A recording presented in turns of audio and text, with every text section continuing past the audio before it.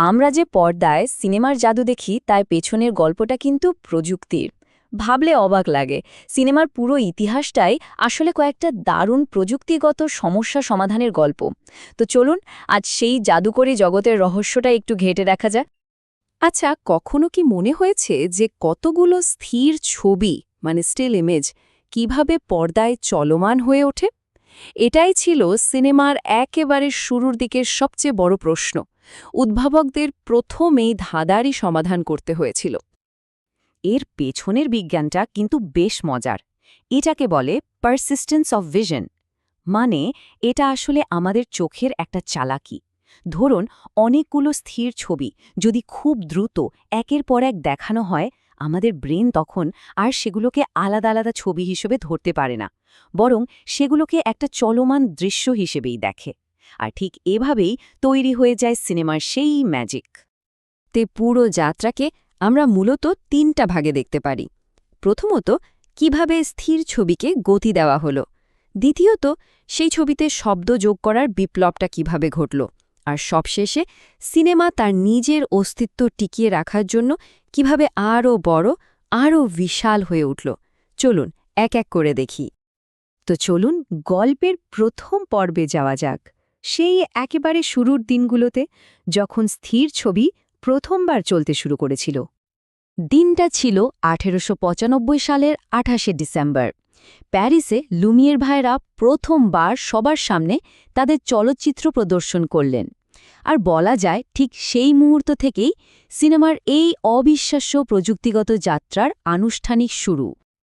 তো ছবি তো চলতে শুরু করল, কিন্তু একটা বড় জিনিস তখনও বাকি ছিল: শব্দ।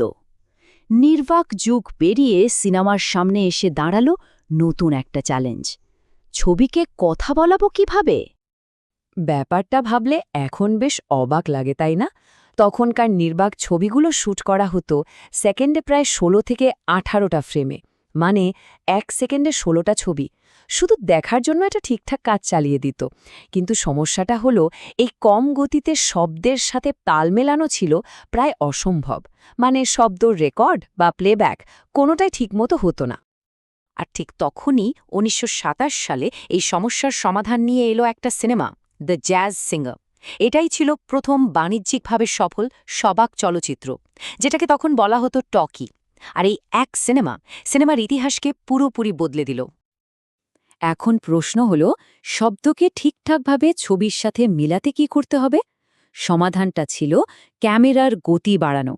গতি বাড়িয়ে প্রতি সেকেন্ডে 24টা ফ্রেম করা হলো।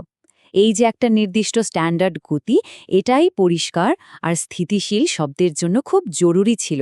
আর তখন থেকেই এই 24 এফপিএস বা ফ্রেমস পার সেকেন্ড সিনেমার জন্য একটা গ্লোবাল স্ট্যান্ডার্ড হয়ে যায়। বেশ, ছবি চলতে শুরু করল, কথাও বলতে শুরু করল, সব ঠিকঠাকই চলছিল। কিন্তু এরপর এলো 1950-এর দশক। আর সাথে নিয়ে এলো এমন এক আবিষ্কার যা সিনেমার অস্তিত্বকে প্রশ্নের মুখে ফেলে দিল। হ্যাঁ, সেই নতুন প্রতিযোগী ছিল টেলিভিশন। ভাবুন তো, বিনোদন সোজা চলে এলো সবার বসার ঘরে। ফলে সিনেমা হলে দর্শক কমতে শুরু করল। চলচ্চিত্র ইন্ডাস্ট্রিকে তখন টিকে থাকার জন্য একেবারে নতুন কিছু ভাবতে হতো। হলিউডের সামনে তখন একটাই বড় প্রশ্ন: এমন কি অভিজ্ঞতা দর্শকদের দেওয়া যায় যা তারা বাড়িতে বসে ওই ছোট্ট টিভি পর্দায় কোনোভাবেই পাবে না? কিভাবে তাদের আবার সিনেমা হলে ফিরিয়ে আনা যায়? আর উত্তরটা ছিল বিশালত্ব। সমাধান এলো পর্দাকে আরও অনেক বড়, আরও চওড়া করে তোলার মাধ্যমে। পুরনো দিনের সেই প্রায় 4 কোণা পর্দার বদলে এলো বিশাল বিস্তৃত ওয়াইড স্ক্রিন। এটা দর্শকদের এমন এক অভিজ্ঞতা দিত যা তাদের আচ্ছন্ন করে ফেলত। এই ওয়াইড স্ক্রিনের পেছনের প্রযুক্তিটা কিন্তু ছিল দারুণ মজার আর বুদ্ধিদীপ্ত। অ্যানামরফিক লেন্স নামের এক বিশেষ লেন্স ব্যবহার করা হতো। এর কাজটা কি ছিল? এটা একটা চওড়া দৃশ্যকে আক্ষরিক অর্থে চিপে দিয়ে স্ট্যান্ডার্ড 35 মিলিমিটার ফিল্মে রেকর্ড করত।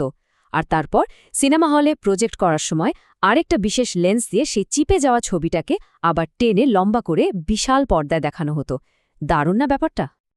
আর এই নতুন প্রযুক্তির প্রথম সফল ব্যবহার দেখা গিয়েছিল 1953 সালের দ্য রব সিনেমাতে।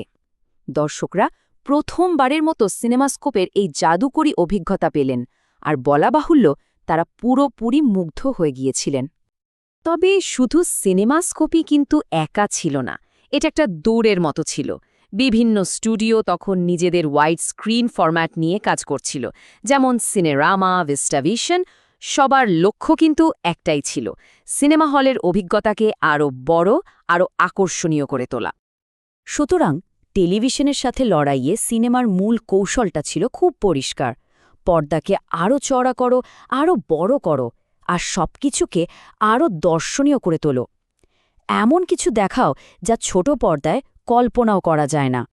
তাহলে যদি পুরো যাত্রার দিকে একবার ফিরে তাকাই, আমরা 3টা বড় ধাপ দেখতে পাই। প্রথমটা ছিল গতির সমস্যার সমাধান করা, তারপর এলো শব্দের সমস্যার সমাধান, আর শেষে আকারের সমস্যার সমাধান, মানে টেলিভিশনকে টেক্কা দিতে পর্দাকে বিশাল করে তোলা। প্রত্যেকটা ধাপই ছিল এক একটা প্রযুক্তিগত বিপ্লব। এখন ইতিহাস থেকে বর্তমানে আসা যাক। আজ যখন স্ট্রিমিং আর ভার্চুয়াল রিয়ালিটির যুগ, তখন একটা প্রশ্ন কিন্তু থেকেই যায়: সিনেমা এখন কোন নতুন চ্যালেঞ্জের মুখোমুখি হবে? আমাদের চলচ্চিত্র দেখার অভিজ্ঞতাকে এরপর কি বদলে দেবে? ভবিষ্যতের পর্দা ঠিক কেমন হতে চলেছে?